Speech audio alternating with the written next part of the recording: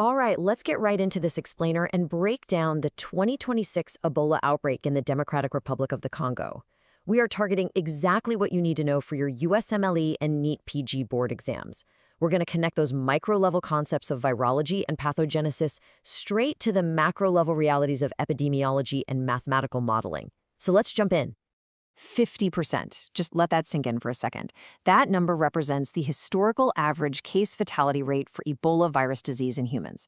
Now, while the specific Bundibugya strain we're discussing today kind of hovers around a 30 to 40% lethality rate, this massive mortality burden instantly highlights exactly why this pathogen is so heavily tested on the boards. It absolutely demands peak clinical vigilance. So, picture this. It's May 17, 2026. The World Health Organization officially elevates the Ituri province outbreak to a public health emergency of international concern.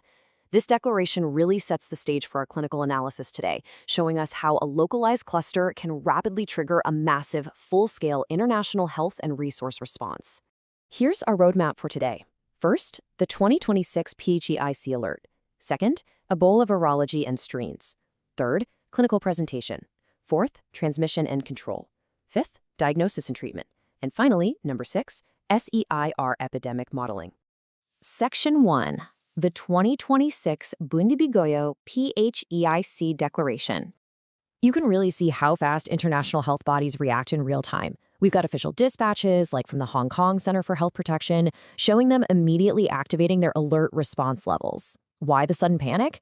Because the outbreak had already jumped borders, right? Confirmed cases were traveling from the DRC all the way to Kampala, Uganda. For your exams, remember this. Global mobility is literally the ultimate catalyst in modern infectious disease tracking. Let's look at the raw data from the early days of this crisis. The absolute most crucial epidemiological metric here is the demographic skew. Over 60% of cases are females aged 20 to 39. This is a massive red flag pointing straight to transmission risks intimately tied to caregiving and household roles. With 336 suspected cases and roughly 89 deaths early on, you're seeing that 30 to 40% case fatality rate playing out in real time. Section 2, Ebola virology and strains. Okay, tracing the timeline back, you can see that since its co-discovery in 1976 by researchers like Jean-Jacques Muyembe, the virus has periodically resurged. The West African epidemic back in 2014 was the most massive one to date, followed by the Kivu epidemic in 2018, and now the 2026 Ituri province epidemic. Knowing this historical timeline really helps contextualize the overall burden of the disease. Microbiology time, you've got to memorize this for your exams. Ebola is an enveloped, negative-sense, single-stranded RNA virus. It belongs to the Filoviridae family and the Ortho-ebolavirus genus. You absolutely need to specifically differentiate between the highly common Zaire strain and the much rarer Bundibugyo strain that's actually driving this 2026 crisis. Why? Because that single distinction dictates your entire clinical response. Section 3, Clinical Presentation and Progression. The clinical progression here is starkly biphasic. It's like a two-act play. Pathogenesis begins with the virus stealthily targeting macrophages and dendritic cells, completely evading the initial immune response. Then, following the incubation phase, boom, a massive cytokine storm triggers a sudden onset of fever, intense myalgia, and profound weakness. The systemic inflammation causes endothelial dysfunction, which rapidly escalates the patient into the advanced hemorrhagic phase. We're talking vomiting, diarrhea, impaired organ function, and that telltale widespread internal and external bleeding. Here is a massive, high-yield clinical pearl for you. Lock this into your active recall. The exact incubation period ranges from 2 to 21 days. When you're reading those tricky clinical vignettes on your exams, a patient presenting with viral hemorrhagic symptoms absolutely must have a relevant travel or exposure history within this specific 2 to 21-day window to even be flagged as a suspected case. Section 4, Transmission and Infection Control. So how does it actually spread? Well, transmission is heavily reliant on direct contact with bodily fluids through broken skin or mucous membranes.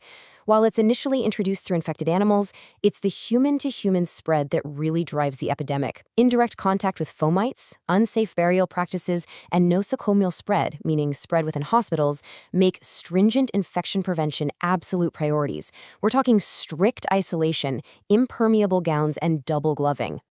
This is a tragic but critical point. As noted in official health dispatches, the deaths of at least 4 healthcare workers early in this outbreak critically highlight dangerous gaps in hospital infection prevention. This terrifying potential for amplification right inside medical facilities is exactly why proper triage and rigorous PPE protocols are so heavily tested on your boards. Section 5. Diagnosis and Treatment Challenges. Now here's the terrifying reality check when it comes to our medical arsenal. It entirely depends on the strain.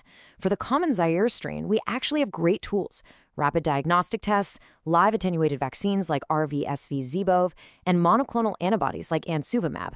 By the way, remember its mechanism of action. It specifically binds to the viral surface glycoprotein to block cellular entry. But for the Bundibugya strain, there are absolutely zero approved vaccines and zero specific therapeutics. You are relying entirely on aggressive, optimized supportive care. So what happens when you don't have the right tools? You get a massive epidemiological pitfall. The initial 2026 samples from the DRC falsely tested negative. Why? Because the standard RT-PCR screening tests they had on hand were uniquely primed to detect only the Zaire Ebola virus. This huge diagnostic blind spot meant the Bundibugya transmission chain was able to multiply completely undetected for weeks. Section 6. SEIR Epidemiology Modeling. All right, let's zoom out to the public health level. If you want to ace your epidemiology questions, you need to understand the SEIR model. Unlike a simple SIR model, the SEIR model explicitly includes an exposed compartment. This is absolutely vital for hemorrhagic diseases like Ebola that have a defined 2 to 21-day latent incubation period. Basically, it accounts for the time where the person is infected but not yet infectious. Board examiners absolutely love testing these variables. Beta represents your disease transmission rate. Sigma is the rate at which those in the exposed group become infectious, and gamma is the recovery or removal rate. The crucial formula to remember is that an increase in beta drives up your R0, or basic reproduction number. Effective public health interventions aim to drive down beta through isolation and increase gamma through rapid clinical treatment. But, real life is messy. In the Ituri province, real-world variables severely complicate the math. We're looking at dense, highly mobile populations, ongoing armed violence, high-traffic mining hubs, and a huge reliance on informal healthcare. These environmental amplifiers drive up the transmission rate, your beta, and drastically hinder the medical response. It just proves that mathematical models must account for complex geopolitical realities. So here's the ultimate question to leave you with, to think about as you prep for your exams and step into your future practice. When a rare strain like Bundibugya emerges without a vaccine, the intersection of basic virology, meticulous clinical care, and adaptive mathematical epidemiology becomes our absolute only defense. Understanding how these distinct fields integrate isn't just about passing a test, right? It's literally the key to global health survival. Keep studying hard, and we'll see you in the next explainer.